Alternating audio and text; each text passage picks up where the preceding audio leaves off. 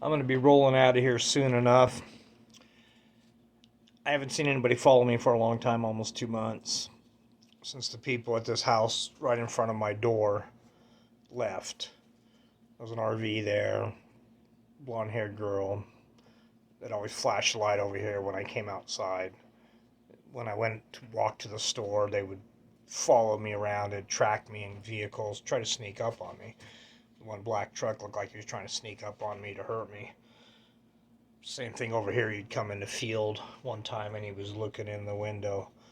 It's pretty far away, 1,000 feet or so, but still, it's like an intimidating approach. So it's been stopped. But here's the way it is: there's simple hit team. It's my brother hired them. The black guy's a security guard. Uh, the tall white guy, my brother's friend, I don't know who he is, but he drives around in that truck with the emblem on it. Maybe he's private investigator, criminal, regardless. And his wife or whoever's with them, the blonde haired girl, those are the ones calling the police, and they were called the police, like I say, down there in Blythe when I was in the park, in Paris, when I was in Edinburgh on the other side of Blythe. The helicopter vectored over me twice, once in Paris, uh, those types of things. But so their strategy is simple. And then, of course, the other white truck with the big heavy white guy with the plate 23411. He's the more of the dangerous one. That guy would be tried to hit me with as an ATV, land whatever tripod or whatever they call those damn things, those trikes, dirt trike when I was down there in Ocatello Wells, come flying over the hill, really dangerous. Intentionally trying to intimidate, trying to scare, trying to threaten. This is what these people do. And then before that, of course, I told you I was uh, parked on another highway by the 10, and someone was going to come after the trailer, the camper we had at night. See, my girlfriend knew about all this stuff. That's why I didn't worry her. Her and Bill talked about this, in my opinion, and he assured her, Teresa, that she don't need to worry. She ain't going to get hurt. No matter what, they'll just come after me. So that's why Teresa could just smile and laugh and make it harder for me. I believe she was working against me all the time. That's why it was such a hell relationship. She was intentionally screwing everything up. Now, I don't need to go into those details, but definitely she was hooked up with Bill when Molly was born, and she brought Bill towards my camping site that one time, so that was an attempted hit and a kill. I just move around a lot, but you could tell when they're coming after you. Same thing when I was in Fairmount Park, and one guy tries to follow me down the bike trail. There's a blonde-haired guy on a bike. I don't know, never seen him, but he was definitely stalking me right after I visited the baby. I had a big knife on me too, like a hunter knife or so, and I had to back him down off the trail. I told the story. So, but this is their strategy. So that little teeny clan moves around. The black guy, I believe, deals drugs. Uh, White guy, I don't know. I don't know. Who knows? I don't get close enough to them. They've been close to me, but they don't look like they get high. I've seen a lady get in front of me and stare at me a handful of times in different places, and come up on me when I was buying a bike down there in Quartzsite.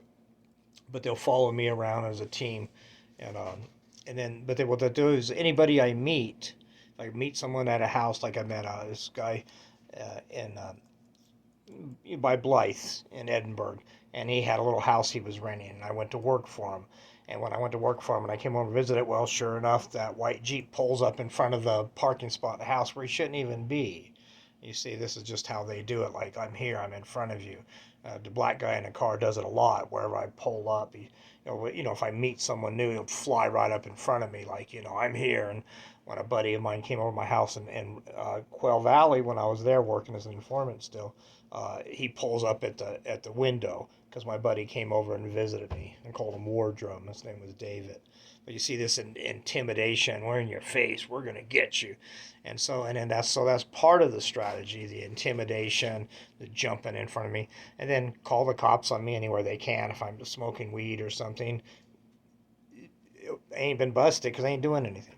Okay, so the problem then they'll get heroin addicts in the area. When I was in Cathedral City, the local people who lived homeless in the field, and I was there. This one white guy with dark hair, and this other guy who had three pentagrams burned into his chest and a cross burned into his chest, big giant ones. He's from Lithuania, carries big machetes around. Total killer guy, you could just tell. Lives up in the trees down in this gorge. Cops know he's there, but he's not allowed to go back to Lithuania or he'll get 6 years in jail for doing something. Who knows? Criminal just running around. But anyways, so when I was in that field, it was those criminals. I seen the white car only once close up on me when I was walking back and forth to the store. And then when I was in Desert Hot Springs, well, then when was talking to Chuck, well, the black guy seen I was talking to Chuck, and after he seen me talking to Chuck a few times, well, then he closed in there and he went and he talked to Chuck and got to be Chuck's friend, and then he hired Chuck, to come and kill me. It was Chuck that night, Christmas night, that came at me. I know because he kept going over his back fence to go into the field, make the dog bark. When you live homeless in an area, you know who it is and what it is, and they're all gangbangers out there and heroin addicts and stuff. I've told the story about Cemetery Chuck. But so that's another strategy. When I move to an area, then the black guy will hire people to come after me, and then the white guy and the white girl, well, they'll drive around. If I'm in a field, they'll get an ambulance driver interested in me, like that's what it was down at Desert Hot Springs. There was an ambulance driver started parking in this dirt where it didn't used to, and staring at me in the trees where I'd sit, and I didn't be doing nothing but sitting, but that's the way they do it. When I was at Palm Springs and I was waiting to go take a shower in that tree, sure enough, they go in there and meet the girl that works inside of Taco Bell, whatever, and bring her out there and start pointing at me.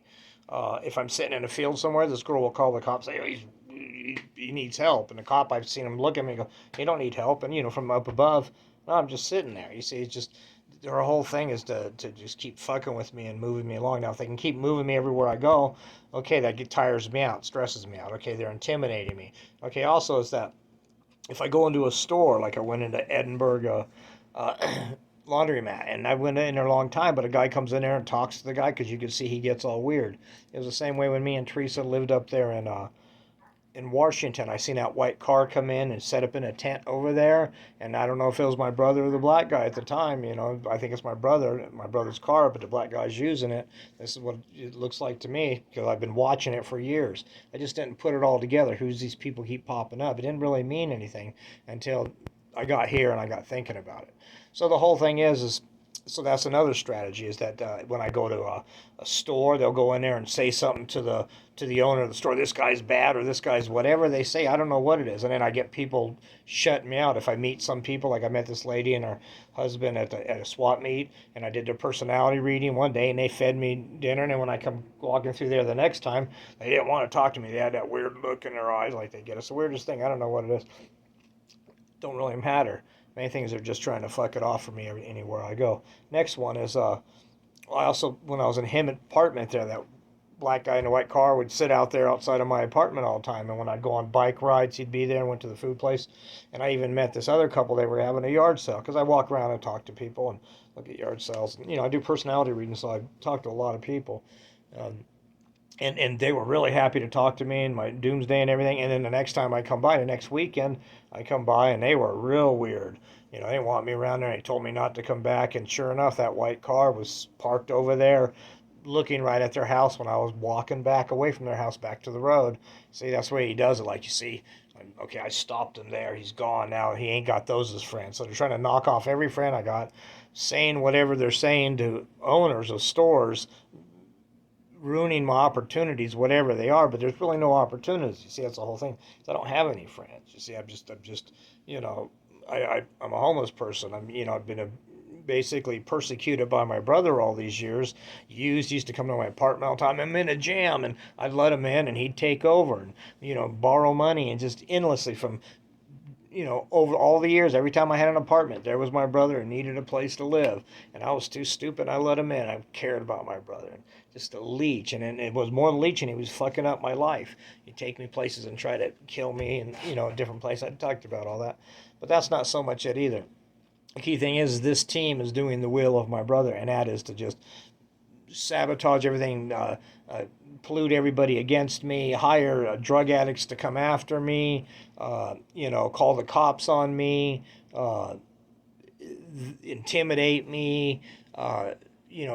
This is what they do. And if when I try to write tomorrow's newspaper and Atomic God articles, that they were back there and those papers disappeared. That material disappeared. Why? Because they were in there talking to the, Brad and the other girl, Karina, and telling them something bad about me, and so they didn't want to give me my paper back. They just said like, this guy, we don't want nothing to do with them, and there goes all my work, But it's hard, it's hard to make money on a book in this doomsday. It's a symbolic interpretation. Who really cares? Jesus ain't coming back. That's a symbolic representation of a global nuclear war. But who cares? Honestly, Christians don't want to hear it. And regular people, it's the Bible. You don't, it ain't real. And then so it's like, okay, I don't see anybody making a lot of money. And I can't write, so I ain't going to make no money off it. Can't even work my phone computer.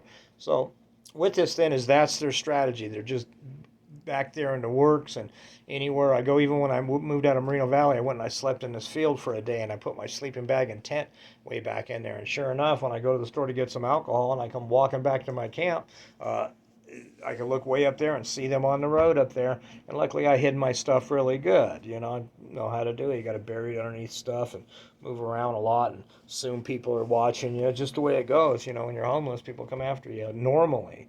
But this is a team that's following me. So these are the strategies. So I'm going to be leaving here really soon.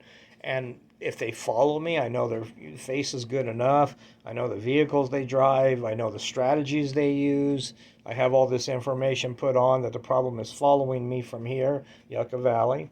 And it's and I'm going to go pretty far away, 500 miles away or so. So I'm going to go pretty far away.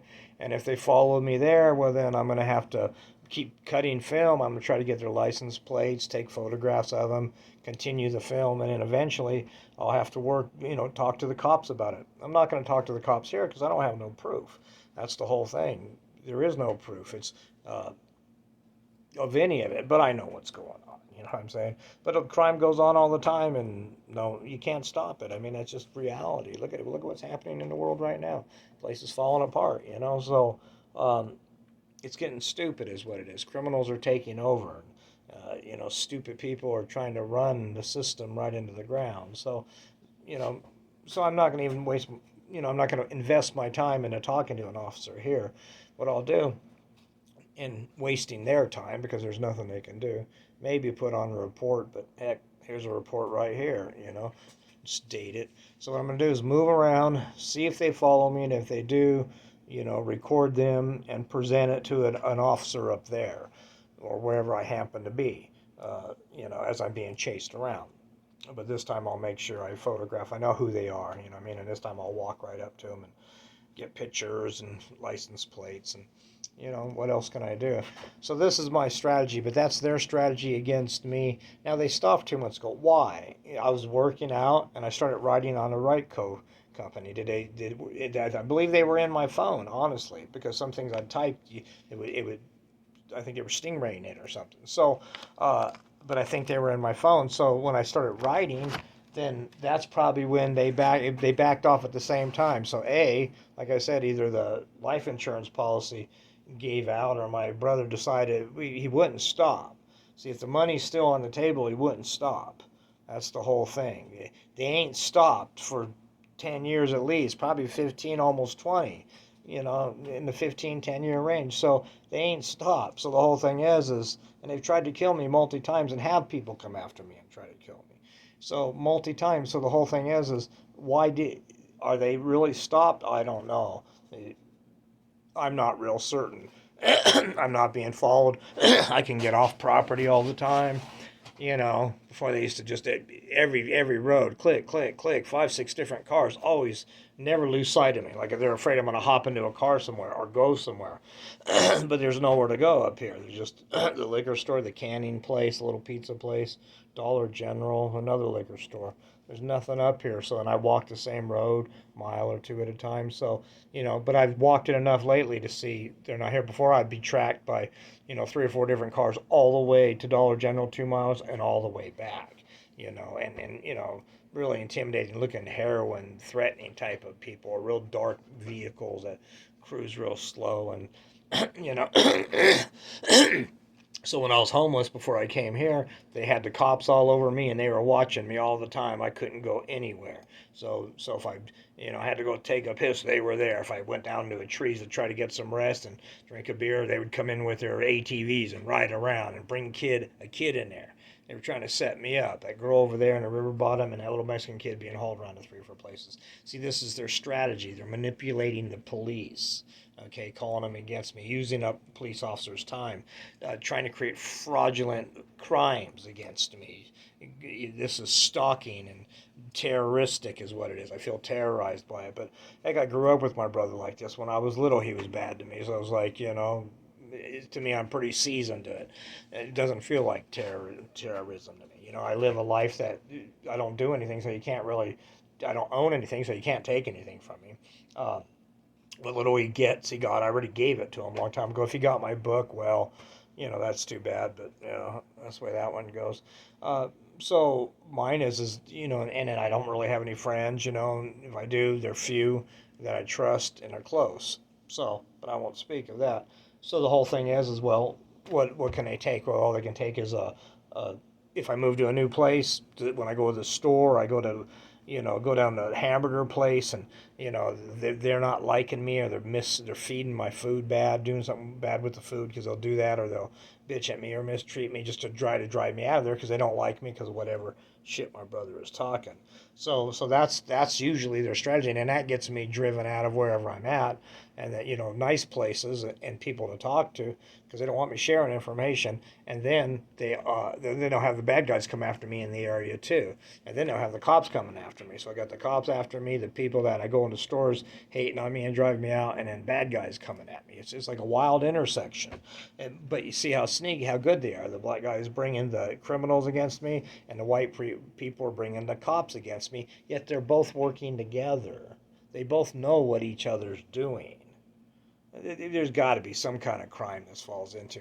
But I'm going to get the hell out of here, and bills are too expensive, and and that's all there is. I need a certain affordable rent. The place is a shack, but I can't pay too much, so I got no choice but to leave and try to start over and go far away that I can lose these people. I have to turn off my phone, not have a mailing address, go through a lot of hoops in order to not be found, run like I'm on the lam because, like I'm saying, did my brother give up? And if he gave up, why? Is it a temporary give up? Is it a permanent give up? It's unknown. If it's a life insurance policy that expired, well, then no one's going to chase me around because these people have chased me 10 or 15 years. You know how much money that costs? Gasoline, time, energy. That black guy lived in his car, that car chasing me around. He's sitting outside my places. I mean, years, the hours. Can you imagine the hours he's put in? He had to be getting a paycheck. Probably from my brother as a private security guard. And the other people were probably just helping, but got money on the side too. So the thing is if the life insurance policy ran out, well, my brother ain't going to put any more money into it because I'm the turkey, the golden goose. You got to kill the golden goose to get the gold. So that could be the reason why I gave up, or they seen me type it on the on this, and so they backed off. But that doesn't mean they won't come after me again when I'm in a new spot. You see, a new strategy. Well, not necessarily a new strategy, but just someone to kill me because if I'm just killed off and you can't prove who did it, it's just an unsolved homicide. And just because I have all this on film doesn't prove my brother hired these people. Now, because if you can't find these people, which you can though, the cops can find them, investigators can find them, because they know the crime watch in Yucca Valley, they've called the cops here a few times. They've called Riverside County sheriffs down there in Blythe, helicopters a couple times. So they've called the cops enough times, in Cathedral City. So, I gave you the time, dates, and the places I was at, and you would be able to figure out who this black guy is and who this white girl is and this white guy is, because they're the ones calling the cops. And as far as I know, you got to give a name, and then they would have to, you pressure them, you'd find out who the black guy is, and then they both know Bill, and then you just ask them if they know Bill. Do you know William Joseph Sanders? Now, if they don't know him, okay, if they do know him, then what's the chances of those people following me around, all happen to be where I happen to be, and happen to know my brother? You see, the circumstantial itself would imply, and then you check phone records of them talking to each other, money transference, money being thing, patterns of where the black guy went, this white girl went. They went all the way up to Shasta when I was up there with Teresa, and Teresa came down here. They were up there, followed me down. The girl came into a rest stop, looking at me. I'm telling you, the white truck was up there. I think they might have put something in my food, maybe like a magic mushroom or something, because it's the strangest thing. I seen stuff that didn't even seem real. To this day, I still wonder what the heck it is. My mind still seems a little messed up. I'm not certain about it. So I might have, again, my food tasted funny because I'm out there in the wilderness and I thought I was pretty much alone. And like I say, after that day, I looked around the corner and there was a white truck. That white truck went peeling out. So, and then the Jeep went by in front of me and went on the other side. So they were quarantining me in. The Jeep went to the end of the road, the exit road, wherever that went. And then the entrance road is where the white truck sat. So you see, they had me quarantined in there. If I left, they would know. So this is the way they work, and they could have easily snuck shit in my food, me not paying attention, because I didn't know this was going on. So now with this is, if I get killed off on a homicide, I'm real careful out there. I stay out of trouble, I'm very careful. So outdoor homeless, careful kind of guy, So the whole thing is, if I get hit, it's my brother Bill. It just happens, even if it looks like an accident. I've had cars try to run over me. I've had, at a crosswalk trying to break my legs. Another one, too, but I won't get into that one because I'm not real certain who that was. There's another gangbanger up in Quail Valley, so I don't think it was related. But the quad too, over there in Ocatella Wells, they try to do what they can. And one time I was in Coachella, and this one car comes flying in there really, really fast. I was in the back, and a truck was watching me, and I was with this big guy named Giant. I said, "We got to get out of here," and I knew I was being stalked, and he didn't know, he didn't really believe me. And then we go to the front, and sure enough, this car comes flying by. I mean, moving fast, and was going to come hauling ass in the park and go to the back of the park where I was. You could just tell, and he's seen us, and he was madder than hell. You could see he wanted to jump the curb and run me over, and then he flew on, dovetailed and went his way. But you see, that guy was called in. He was going to probably come in the park and just plain old stab me, hop in his car and get away.